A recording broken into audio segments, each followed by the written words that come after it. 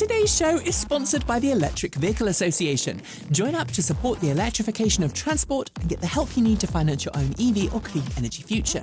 And by Energy Sage. Visit the link in the description to find local verified solar experts, community projects and heat pump specialists in your area. And by Atmos Financial. Bank better with a financial technology company that's powered by a portfolio of clean energy investments. Welcome back to another episode of TEN, Transport Evolved News. I hope you had a very peaceful and safe start to the year. It's good to see you here. Before we get into today's show, though, I want to acknowledge a small change in our setup, namely that we've put all of our Tesla-related stories, with the exception of Tesla sales data, into one place in our show running order. Tesla's CEO has been making threats of legal action against news outlets of late, and we would like to not fall afoul of that. So we are putting all of our Tesla news in one place so that should it become a concern in the future, we can more readily edit things out. We'd like to cover the entire EV industry, but if threats are made against us and other outlets that cover Tesla in a way its CEO doesn't like, well, we'd rather not spend money fighting frivolous lawsuits. Don't worry though, if we are asked to remove stories off the back of a legal threat, we will make it abundantly clear if and when it happens. That somber announcement out of the way, we are starting with some generally good news, namely that sales figures are now rolling in for 2024. As usual, we will try to give global figures, but we will reiterate when they are not. Tesla finished 2024 having delivered 1.79 million vehicles, down on the 1.81 million vehicles it managed in 2023. Poor fourth quarter sales are to blame. Lucid's end-of-year sales were up on 2023, with the luxury brand producing 9,029 cars and delivering 10,241. Lucid shares rose 8% on the news. Ford shared its year-end figures for the US. I'm afraid I don't have its global figures at the time of filming, showing EV sales of 97,865 EVs. Its Mach-E came second to the Tesla Model Y in the fourth quarter, while its Ford F-150 outsold the Cybertruck in the same. GM officially ended 2024 with the second largest EV sales volume of any automaker in the US, achieving sales of 114,000 EVs during the year. Its Chevy Equinox EV and Cadillac Lyriq EV were its most popular EV models. Polestar published its global figures for 2024, tallying a total of 44,851 vehicles during the year, down 15% on 2023. Volvo finished 2024 setting a new sales record across its lineup, thanks in part to a 54% surge in EV sales. 352,787 EVs were sold by Volvo globally. Toyota was boasting electrified vehicle sales in the US of over 1 million last year, but that's primarily down to hybrids. During the year, it achieved EV sales of just 18,570 vehicles, placing it at the lower end of the sales charts. That was not a problem for Honda, though, which was celebrating a good first year of sales for its Prologue EV in North America. It sold just over 33,000 examples, while its luxury arm Acura sold 7,391 ZDX models. While we don't have Kia's global EV sales, it did have a great 2024 in North America, managing sales of over 43,700 units. We sadly don't have Kia e-Niro sales to add to that list. Kia's sister brand Hyundai also had an amazing year, with 56,664 EVs sold in North America. While its global ICE sales figures across all brands dropped, EV sales continued to grow. Mercedes-Benz, which hasn't published global figures yet, had a poor 2024 on the North American EV front, selling 27,508 models, down substantially on the 47,400 of the previous year. Back to global figures now, and Rivian had its best year yet, selling 51,579 vehicles last year, up 1,000 and change on the previous year. It's not the growth the company had hoped for, but it is growth. BYD's year-end sales figures place it within spitting distance of Tesla, selling 1.765 million EVs during 2024. It actually made more EVs than Tesla, but Tesla sold some 24,000 more. And finally, for the roundup of sales, and I want to note that some automakers haven't published figures at the time of filming, Xiaomi became the surprise of 2024, selling a massive 135,000 vehicles in its first year of production. It says it wants to double that next year. Oklahoma-based EV startup Canoo's future is looking uncertain as the company denies rumours of unpaid bills and arranges to sell off assets. On January 2nd, a public notice was posted on Bid It Up, announcing that the company would be selling off its engineering and manufacturing equipment from its Torrance, California facility as part of its realignment of the North American operations. At the same time, anonymous sources from the company claim that the building Canoo rents as a production facility, a building belonging to a holding company owned by Canoo CEO Tony Aquila, owes Canoo millions of dollars. A contract obtained by local news shows a clause in which AFV, Aquila's property management company, promises to pay Canoo millions of dollars in tenant improvement funds, which insiders now say never materialised. Canoo denies the reporting. At the end of last year, we told you about the rumoured merger between Honda and Nissan, and now it's official. Confirmed at the end of the year, the two firms have signed a letter of intent to hold talks on business integration, with plans to establish a jointly owned holding company. Mitsubishi is also expected to join in the merger, which, if successful, would make the resulting company the third largest automaker in the world by volume. But it's still very early days, and it's expected both brands will continue to make vehicles under their own badges, combining their research and development divisions and working on shared joint platforms to underpin future models. There's no specific detail on what this will mean for each brand's EVs, but we can expect more details in the coming months as talks continue.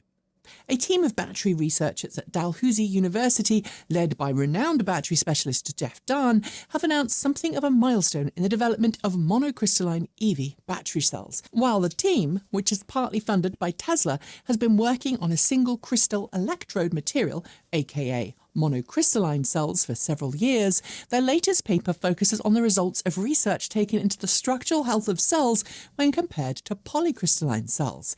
Taking a monocrystalline NMC 532 cell and comparing it to a polycrystalline NMC 622 cell, the team used a new technique to analyse each cell's structure after 6 years of charging and discharging cycles, a high-energy synchrotron XRD, or SR-XRD for short. The researchers found that the extra image resolution offered by this new technique allowed them to observe structural changes at the microscopic level that weren't previously visible, and that led to an important discovery. The polycrystalline cells had many tiny fractures in their electrodes, but the monocrystalline cells had no such problems. I haven't had time to dig into this in depth here, but let us know if you'd like us to do that. It was CES this week, and there were plenty of things happening at the event, including some very important EV reveals. And one of them was the official public debut of Aptera's production intent solar electric vehicle, along with the official announcement that it's chosen LG Energy Solutions as its battery supplier of choice.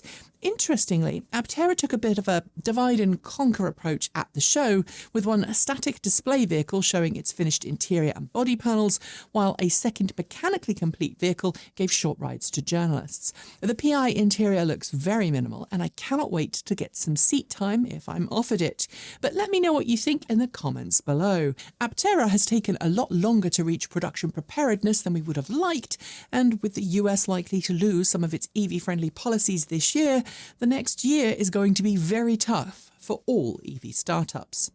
Also at CES this week, Sony-Honda Mobility officially revealed the details of its first production car in the form of the Afeela 1 EV. Now, we've seen this vehicle get developed over the last 5 years or so, and this week we learned just how much the car will set you back in production form. Packed with technology and envisaged as a concept of mobility as a creative entertainment space, with screens galore and the latest in connectivity, this vehicle is clearly targeted at the luxury tech market, and the price is consequentially kind of high. The launch edition Afeela 1 Signature retails from just under $103,000 while the entry-level Afeela 1 Origin is just under 90 grand.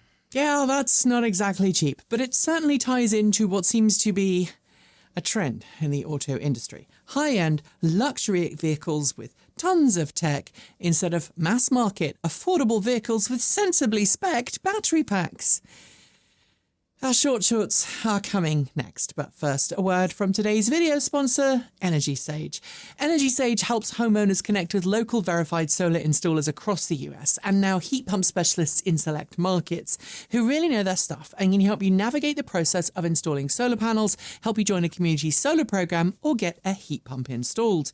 I used EnergySage when we were looking for installers willing to help us put solar panels on the roof of our home, and our EnergySage verified installers are professional, knowledgeable, and even put us in touch with an amazing credit union that allowed us to finance our solar panels for as low a monthly payment as possible. Follow the links below to sign up for either of EnergySage's free, no obligation services and get that ball rolling today. And with uncertainty surrounding the future of clean energy credits at the hands of the incoming Trump administration, there really is no better time to sign up. If you choose to use an EnergySage installer for your project, you will also get a small referral fee, so you'll be helping out the channel as well. Help the grid get greener, save money, and support us. It's a win-win-win. And now it's time for Shorts. Tesla's CEO, during a stream on X in which he was playing video games, claimed that Tesla is now conducting unsupervised full self-driving tests. It's possible he misspoke, or that Tesla is testing on private roads, but there's no evidence Tesla has the permits required to do this in public. On the subject of self-driving, NHTSA's Model Y and Model 3 web pages show an increase in the number of complaints it's receiving for concerning failures of Tesla's latest Hardware 4-based self-driving systems. Tesla has acknowledged that an internal short in affected cars is causing a plethora of issues with Hardware 4-equipped vehicles. In related news, Tesla is under investigation by the US National Highway Traffic Safety Administration over reporting crashes involving its Actually Smart Summon feature. It's having 16 reported incidents investigated where Tesla owners say they were unable to remotely stop their cars in a crash. Continuing industrial action in Sweden has led to massive queues at Tesla Superchargers in the country. IF Metall, a Swedish union that's been in a long-standing dispute with Tesla, is refusing to connect new Tesla Superchargers to the electrical grid, resulting in no power. While Tesla's CEO has been busy supporting political campaigns of late that are decidedly anti-immigrant, we learned over the holidays that last year Tesla laid off some of its US staff, replacing them with H-1B visa holders instead. Many firms prefer H-1B visa holders as they lack the same kind of job security as citizens. Basically, no job, no visa, which can lead to employee exploitation in many tech firms. Finally, for the Tesla segment, Tesla is heading to Delaware Supreme Court to try and overturn a state ruling preventing it from giving its CEO an obscenely large compensation package worth an estimated $55 billion. Watch this space. Kia has recalled just under 23,000 examples of its EV9 in the US after it was discovered that some vehicles are missing required seat-mounting bolts for second and third row seats. The company says the defect was caused by a worker error at its production facility in Korea. BYD has officially begun sales of its newest, lowest-cost Dolphin model in Australia, making it the first EV you can buy there for less than 30,000 Australian dollars. It's more Spartan than its more expensive sibling, yet manages 350 clicks a charge. Hyundai has just unveiled a new EV for the Indian subcontinent. Called the Creta, this all-electric SUV promises 473 kilometres in its longest-legged variant and 390 kilometres in the short-range variant. While some EVs lost their federal tax credits thanks to rule changes this year, new EVs made by Hyundai, Kia, Genesis and Tesla now qualify for a full $7,500 federal tax credit, at least for as long as the program is allowed to continue. The US Department of Defense has deemed the world's largest battery specialist, CATL, a Chinese military company, meaning that it is now officially blacklisted from becoming a supplier of or working on projects that involve the US military. CATL is appealing the decision. As he heads towards his final weeks in the White House, President Joe Biden announced a permanent ban on new offshore oil and gas drilling along 625 million acres of US coastline. Many are noting that this should have happened 4 years ago, along with no expansion of US drilling, which did actually happen during his presidency. Shell Recharge has announced that it's ending its Shell Sky software for third-party EV charging station operators in North America.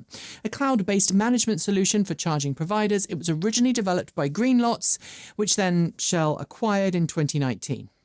Yeah, I know. IG Metall and Volkswagen has ended their battle over restructuring at Volkswagen production facilities in Germany.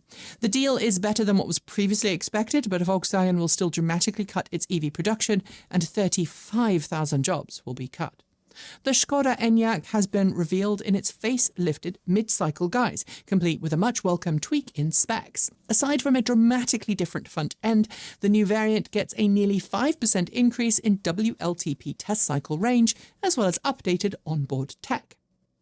Volkswagen has confirmed that its EVs will be given access to Tesla's Supercharger network this summer, with Mercedes-Benz due to beat it to Supercharger Access next month. Both companies will eventually switch to NACS as their preferred charging inlet. The all-electric Zeekr RT robotaxi, which will replace current Jaguar I-Paced vehicles in Waymo's robotaxi fleet, will enter into production very soon. The Zeekr RT is based on the company's Chinese market Zeekr Mix EV, but will be exclusively built for Waymo's needs. Chinese-based battery firm S-Volt Energy has revealed its latest EV battery pack. Called the Fengxing Short Blade Battery, it promises a charge rate of 6C and can achieve a 10 to 80% charge time of 8.5 minutes. Prologium has unveiled its latest solid-state battery tech at CES in the form of a fourth-generation lithium-ceramic battery. It offers an energy density of 380 watt-hours per kilogram or 900 watt-hours per litre.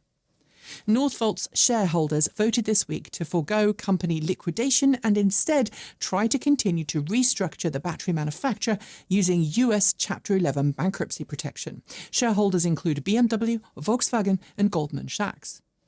Honda unveiled two new concept cars at CES this week, the Honda 0 Series Saloon and Honda 0 Series SUV. Honda says both models are close to production and look much less like the prototypes we saw this time last year. They're still highly futuristic and likely going to be expensive. The UK's Automobile Association, or AA, has taken ownership of 15 Ford e-Transit electric vans and 15 plug-in hybrid Ford Transit vans. It wants to test the usefulness of electric and plug-in hybrid breakdown assistance vehicles in the real world. In a similar vein, the BT Group in the UK has also ordered 3,500 electric vehicles spread between Ford, Stellantis, Toyota and Renault for use on its repair fleet. Given his penchant for the natural world, J.R. Hartley should be very impressed indeed, I hope. Sales data for the UK shows that last year, 19.6% of all new cars registered in the country, 381,970, were electric. A sizable number of those vehicles were company cars. Meanwhile, in the Netherlands, sales data from 2024 shows that almost 1 in 3 new cars last year were battery electric. Generous EV incentives are partly to thank for the rise in sales, but those incentives are expected to end this year unless extended. Hyundai has announced its intent to sink $16.6 billion into development of new technology and battery electric vehicles in its home market of South Korea. The investment could see Hyundai become one of the largest investors in EVs. BMW's Mini brand has confirmed that it won't make a ragtop version of its latest Mini EV. While the vehicle is already on sale in some markets as a hard top, Mini had planned a convertible variant but has backtracked to focus on other priorities. Volkswagen and XPeng have announced an expansion of their partnership in China, with one of the goals being a new fast-charging network that the brands hope will be one of the fastest and most comprehensive networks in China. They've already been working on a new EV platform together. If you live in France, you might be interested to know that Peugeot is lowering the entry-level price of its E208 to just €28,000. Unfortunately, that price deal won't be available in other European markets yet, but there's no reason why it couldn't spread eventually. Lilium Jet, the troubled eVTOL company whose future looked incredibly bleak at the tail end of last year, has somehow managed to receive a €200 million Christmas miracle to keep it in business. Restructuring must complete, though, before it's given the money. Volkswagen's connected car company Caraid has been involved in a massive data leak that has seen the location information of more than 800,000 electric Volkswagen Group cars being publicly accessible for several months. So let us know in the down below if you'd like us to make a video on this one. At CES this week, Scout Motors' new CEO said that while the order books for the Scout Traveller SUV and Terra pickup are filling up, the majority of people placing orders appear to want the range extended version rather than the battery electric version. Range anxiety is being blamed. eVTOL specialist Volocopter is officially going through the insolvency process. While fellow German company Lilium now looks like it might be saved, there's no buyer in line right now for Volocopter, although rumours are already suggesting that Chinese firm Geely might just be interested. Thomas Built Buses has unveiled its next-generation electric school bus. Complete with a Cummins-built electric e-axle with 2-speed transmission, it's powered by an 800-volt Proterra battery pack, offering faster charging and improved energy efficiency. And finally, for the shorts, Cox Automotive is predicting that 1/4 of all cars sold in 2025 in the US will be electrified, despite the likelihood of reduced incentives from incoming Trump administration. Electrified does, I should note, include hybrids. And those are your shorts. There will be more next week. Our final 2 stories are next, but first a quick word from friend of the channel, Atmos Financial. Imagine a bank where your savings not only grow, but also go towards growing a greener world. That's exactly what Atmos Financial does for you. With Atmos, every dollar in your checking and savings account is funding projects that light up lives with solar energy rather than fossil fuels. It's banking that builds a better tomorrow with every swipe of your card today, because it's committed 100% into investing in clean, equitable and sustainable progress. With a competitive savings rate and a mobile app, your finances and the climate can go hand in hand. It charges no monthly fees, and there are no minimums keeping you awake at night. It also even offers accessible solar loans for those who want to give the fossil fuel industry the ultimate middle finger. By joining Atmos using the link below, you're not only choosing a smarter way to bank, you're planting seeds for a healthier earth. And every sign-up supports this channel, so it means we can keep bringing you the content you love. I'm personally a customer, and I love knowing that I'm helping save money, while also making sure that money doesn't end up funding the fossil fuel industry. As always, thanks to Atmos for sponsoring the show. And now it's time for those last 2 stories. We're going to finish today's show with 2 very important studies chronicling EV adoption around the world, and the first one is very interesting when it comes to EV charging. It's long been maintained, especially by those who don't like EVs, that in order for EVs to become mainstream, we need refueling times that are as quick as gasoline vehicles. But a new study of potential EV customers by research firm Deloitte suggests that's no longer the case.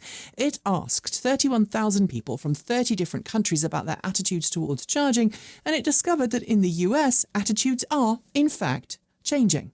In addition to the 7.7% who said they'd wait for up to 40 minutes to charge to 80% full from empty at a fast charging station, it also found that 35% of respondents said they only drive 60 miles or more from home once or twice a month, and 23% said they never went that far. Add in the nearly 8% who said they only planned on charging at home, and it could reshape how we think and feel about fast charging in the US. And finally, I'm sure by now most people watching this are aware of the health benefits of owning EVs, but just how much of a benefit are they to society? A new study in Canada has worked it out. According to a just published research paper from the University of Toronto, making the switch from gasoline to electric in the US could save the US up to $188 billion in health costs by 2050. That's if the nation shifts from gasoline to electric, changes its electrical grid to renewable sources of energy, and gets rid of many of the polluting oil production facilities that dot the nation. It's long been known that polluted air can worsen the health of a community, from respiratory conditions to premature death, infant mortality and more, so here's hoping that someone pays attention. And also stops trying to make Canada the 51st state. As a Canadian, a Brit and an American citizen, I would prefer it if all of my countries just remain independent. Just saying. And on that note, we are done with today's show. As always, a massive thank you to the Electric Vehicle Association for sponsoring today's show. They have been advocating for EVs since 1967 and firmly believe that our future depends on us making the switch to clean, green electric cars today. The EVA can help you find someone near to you who can help you make the switch to electric. It can help you become an EV educator, and it can point you in the direction of monthly meetups for like-minded EV fans. Plus, if you become a member, you'll gain access to a clean energy and EV loan program set up between the EVA and the Colorado Clean Energy Credit Union. You can find out more by heading to myeva.org. And thanks to Energy Sage, follow the link below to find out how easy it can be to get verified, trustworthy solar experts helping you make that step towards energy self-sufficiency through solar on the roof of your home, by joining a community solar project, or by getting a heat pump installed. And thanks to Atmos Financial. Bank better by following the link below. And if you're someone who made your own transportation or energy greener this week, good job. Well done. If you'd like to support the channel directly, please consider supporting us for $1.50 a month on Patreon, or just under $13 a year if you pay annually. We are viewer supported because we believe the information we produce should be free for everyone. So if you support us, thank you. Don't forget as well that we have swag you can buy over at our swag store, as well as options for one-off donations using Ko-fi, Bitcoin, or an old-fashioned check. This year, we are also changing things up and publishing on Tuesdays, Thursdays, and Saturdays on this channel, plus on Sunday on Take 2. To finish, 2 things. First, remember that you are valid, you are loved, and you have a place in this world, even if some people are hell-bent on erasing your rights. Know that your existence is resistance, and it makes it harder for hate to exist. Be inspirational, be yourself, be bold, and do good. Don't let hatred win. Second, I want to send our thoughts to those caught up in the LA wildfires. I cannot imagine how it feels to be there. But if you are watching and are able to help, I'm going to link to some places where you can donate money, food, and other things to help those displaced. Until next time, stay safe, regardless of your identity or who you love. Be an amazing ally, be kind, be that positive change you want to see in the world. And please, for the sake of everyone's future, don't let hate or ignorance win. And as always, keep evolving.